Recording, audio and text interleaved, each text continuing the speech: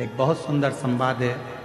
एक वामदेव नाम के शिव जी के परम भक्त हुए, शिव उपासक थे, उनको शिव योगी भी कहते थे, वामदेव उनका नाम था। शंकर की भक्ति बहुत करते। एक नियम उनने अपनी जिंदगी में ले रखा था, केवल एक नियम।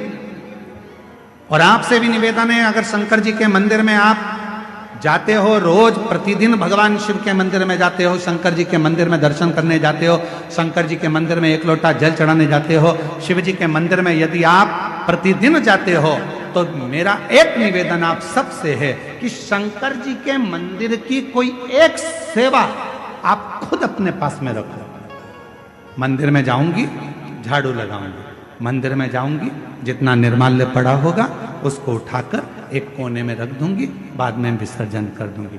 मंदिर में जाऊंगी, किसी ने दिए लगा कर रखे होंगे, उन दियों को जब वो ठंडे हो जाएंगे उठाकर एक कोने में रखी आऊंगी। मंदिर में जाऊंगी, मंदिर के जितने लोटे हैं, बर्तन हैं, उनको मैं साफ कर दूंगी। मंदिर में जाऊंगी, बेलपत्र ले जाकर मंदिर में रख दूंगी, बाबा को चढ़ जाएगा। मंदिर में जाऊंगी, कहीं जाले लग रहे होंगे, झाड़ू उठाऊंगी, उस जाले को मैं साफ कर दूंगी, जिससे मेरी जिंदगी के सारे जाले समाप्त हो जाएं और मेरी जिंदगी भी अच्छी हो। एक नियम, जब हम हमारी जिंदगी में कोई एक नियम धारण करते हैं तो देवाधिदेव महादेव हमारी ओर अग्रसर होकर आते चलते हैं। वामदेव एक ऐसे शंकर भगवान के भक्त हुए, शिव के उपासक हुए, जिन्होंने शंकर भगवान पर ना जल चढ़ाया, ना शंकर भगवान पर बेल चढ़ाया, ना शंकर भगवान को प्रसाद चढ़ाया, ना शंकर भगवान को कोई वस्तु चढ़ाई। उस वामदेव शिव भक्त ने अगर कुछ चढ़ाया तो शंकर जी को रोज प्रतिदिन भस्म तैयार कर कर शिव जी को भस्म चढ़ाई। प्रतिदिन भस्म चढ़ाई,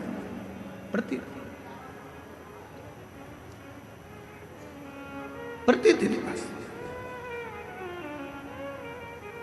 आप सबको मालूम है ना भस्म कैसे बनाई जाती है? भस्म का नियम क्या है? अलोनी गोबरी। अलोनी गोबरी किसको कहते हैं? कंडा किसको कहते हैं? एक होता है गाय का गोबर लाए, हाथ से ऐसे ऐसे थाप कर उसका कंडा बना दिया, गोबरी बना दी, ठीक है? वो नहीं, गाय ने देसी जो हमारी वेद लक्षणा गाय होती है, देसी गाय होती है, उसका जो गोबर गिरता है वो गोबर अपने आप सूख जाए, वैसा कि वैसा ही, उसको हाथ लगाकर थापा ना जाए, सूख जाए। ऐसे ऐसे गोबर जंगल में बहुत मिल जाए। उसको जलाकर अच्छा मुहूर्त देखकर फिर उसको गंगा जल छीट कर उसको जलाकर उसकी जो भस्म तैयार होती है उसको कपड़े से छान कर शिव नाम लेते हुए, शंकर का स्मरण करते हुए, जैसा जैसा शिव महापुराण में वर्णन है भस्म बनाने का, उसका स्मरण करते करते, शिव नाम लेते लेते उसको तैयार करा जाए। फिर उस भस्म को आप शिव जी को समर्पित कर सकते हैं। उस भस्म को वापस लेकर आकर उस भस्म को अपने तन पर धारण कर सकते, त्रिपुंड लगा सकते। वामदेव एक ऐसे शिव भक्त हुए जिन्होंने शंकर भगवान को कुछ नहीं चढ़ाया, केवल शंकर भगवान को भस्म चढ़ाया, केवल भस्म। और भस्म कैसी बात कुछ, केवल भस्म।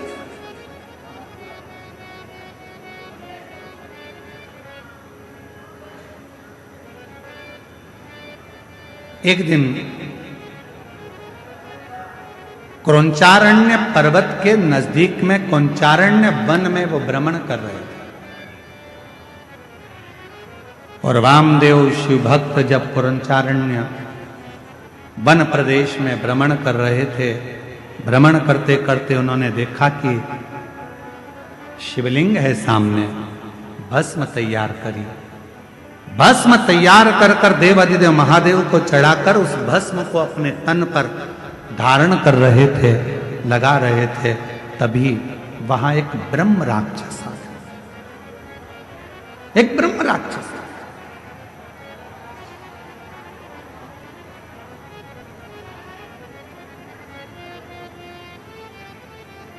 और एक ब्रह्म राक्षस उसी समय पर आया। और जैसे ही ब्रह्म राक्षस आया, उस राक्षस बहुत दिन का भूखा था, उसको कोई भोजन नहीं मिला था। वामदेव को देखा तो बड़ा प्रसन्न हुआ कि आज बहुत दिन के बाद मुझे भोजन प्राप्त हुआ,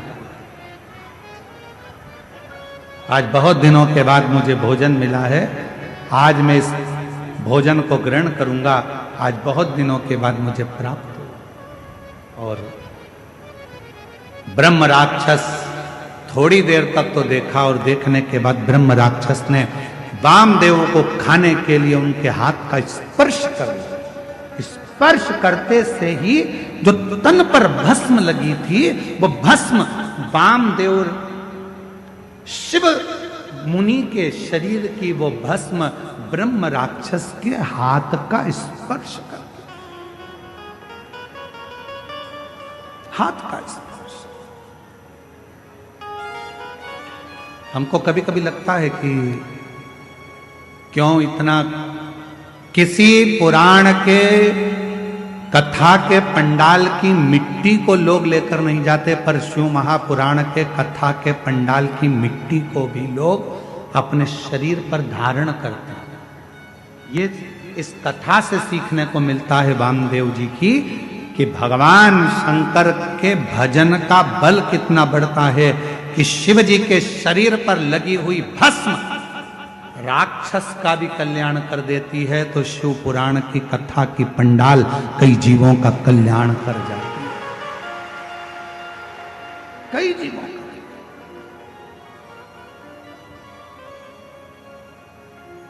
कई जीवों का उद्धार कर। और जो जैसी भावना लाया, वो वैसा ही फलया, नहीं खाली उसे लौटाया, वो मन ही मन हर्षाया। और कर दिया माला माल काशी वाले ने, लुटा दिया काशी वाले ने, लुटा दिया भंडार काशी वाले ने, कर दिया माला माल काशी वाले ने। ब्रह्म राक्षस के शरीर से वो भस्म लगी, राक्षस का शरीर छूटा, एक सुंदर राजकुमार सा वेश उसने धारण कर लिया, और राजकुमार सा वेश बनाकर, बड़ा सुंदर स्वरूप बनाकर, बड़ा सुंदर वेश बनाकर जब वो सामने आया, वामदेव शिव मुनि ने पूछा, तुम कौन हो, कहां से आए हो, क्या तुम्हारा नाम है? अभी तो तुम मुझे खाने वाले थे, तुम तो राक्षस हो, और अब तुमने इतना सुंदर रूप रख लिया, कौन हो तुम? कहा, गुरुदेव, पूर्व समय में मैं पवन राष्ट्र रक्षक था, मेरा नाम दुर्जय था, रक्षा करना मेरा काम था, मेरा नाम दुर्जय था, मैं रक्षा करता था। एक गलती मुझसे हो गई, ना तो मैं कभी शंकर का उपासना करता था, ना कभी मैं मंदिर शिव जी के गया, ना कभी मैंने शंकर का भजन किया, ना कभी मैंने शिव की आराधना करी, ना साधना करी। और कोई अगर शंकर के मंदिर जाता था, शंकर को लोटा भर जल चढ़ाने जाता था, या शिव की भक्ति कोई करता था, तो उसमें मैं अड़चन उत्पन्न करता था, उसको रोकता था, रोक रहा। मेरी जीजियों, मेरे जीजाओं, मेरी बेटियों, मेरे बेटाओं, मेरी माताओं, मेरे बुजुर्ग माता पिता, स्मरण करिएगा, तुम्हारे मोहल्ले में, तुम्हारे परिवार में अगर कोई शंकर जी को एक लोटा जल चढ़ा रहा है तो चढ़ाने दो। कोई शिव का भजन कर रहा है, करने दो। कोई शंकर की कथा में जा रहा है, जाने दो। उस पर टांट नहीं मारना, उसको ताना नहीं कसना, उसको ताने नहीं देना। इस बहन ने क्या लिखा,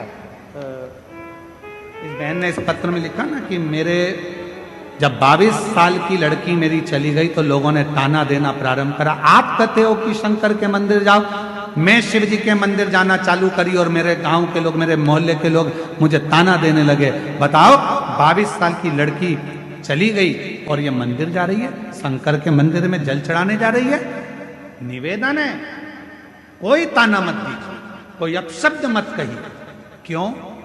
तुम तो ताना दोगे, पर उस ताने का जवाब जो दुखी है वो कभी नहीं देता। उस ताने का जवाब तो जिसका वो भजन करती है वो देता है। गांव के लोग कहते थे 50 वर्ष की अवस्था होने वाली है, क्या औलाद होगी? क्या वो 22 साल की लड़की वापिस आएगी? पर उसके यहां देर है, अंधेर नहीं। और वो जब कृपा करता है तो छप्पर फाड़ कर दे देता है। जब क्या हो सकता है, क्या दे सकता है? मेरा नाम दुर्जय था, ब्रह्म राक्षस कह रहा है मेरा नाम दुर्जय था। कोई मंदिर जाता था तो ताने देता था, कोई भगवान के भजन में जाता था तो उसको ताने देता था।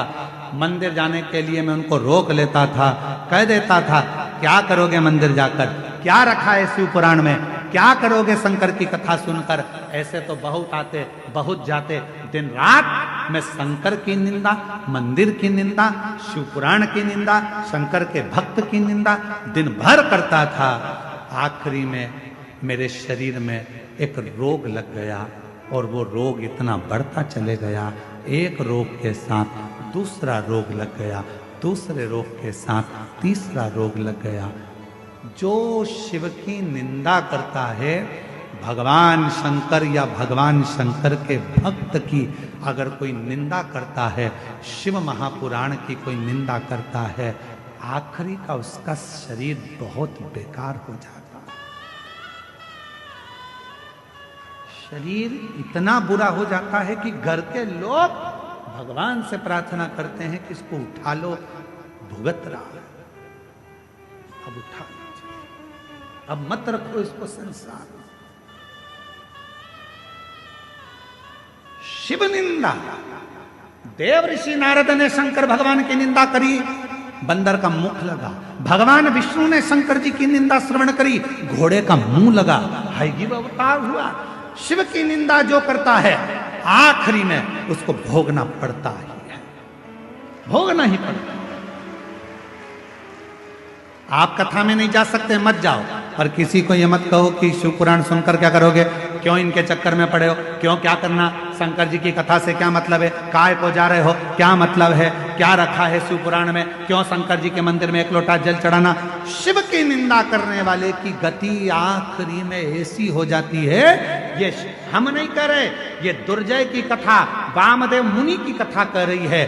दुर्जय कह रहा है कि मैंने केवल एक काम करा, जो शिवालय जाता था उसको ताने देता था, जो कथा सुनता था उसको अपशब्द कहता था, लोगों को मंदिर देवालय शिवालय से दूर करता था, लोगों के हृदय में भगवान के प्रति बैर उत्पन्न करता था। मेरे शरीर में एक रोग हो गया, वो रोग ने मुझे घेर लिया, आखिरी में वो रोग बढ़ता चले गया और मेरे प्राण छूट गए, मर गए।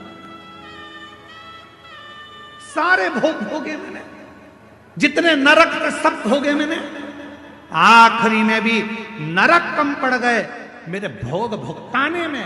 तो मुझे राक्षस बनाकर जन्म दे दिया और राक्षस बनकर मैं फिरता रहा। जब मैं राक्षस बनकर नीचे आ रहा था, उसी समय पर मुझे शंकर का गण नंदी मिला और नंदी से मैंने पूछा कि मुझसे बहुत बड़ी गलती हो गई, मेरा प्रायश्चित क्या होगा, मेरा शरीर कैसे छूटेगा, मैं इस राक्षस की योनि से कैसे छूटूंगा। तो नंदी ने कहा था, यदि कोई शंकर का भक्त तन पर भस्म धारण कर कर जा रहा होगा, उसकी भस्म तेरे शरीर से लगेगी और उसी पल तुम मुक्त हो जाएगा, उसी पल मुक्त।